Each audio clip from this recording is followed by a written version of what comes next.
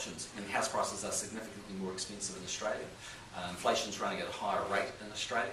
The top personal rate in Australia cuts in at 45%, New Zealand it's 33%. So I think you've got to weigh all of those different factors up. There's a lot more costs living in Australia. I was there in 2001 and it was quite an expensive environment to operate in. Do you think you've been successful in stemming the tide of people going to Australia? Because it was a key plank for your election campaign.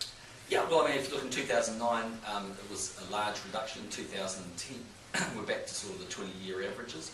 And the truth of it is, the only time that net migration between New Zealand and Australia has been positive, in other words, more people coming from Australia to New Zealand than the other way around, is when our wage gap was large, wages were higher in New Zealand than Australia.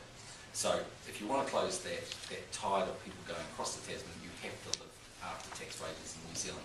And we're doing, I think, quite a good job of that, given the conditions we face. And as I say, remembering that if you look at the terms of trade which are driving a lot of the underlying wage growth in Australia, in New Zealand it's been up about 30% on the back of commodity prices, particularly in dairy and sheep and meat sector. In Australia it's been 80%.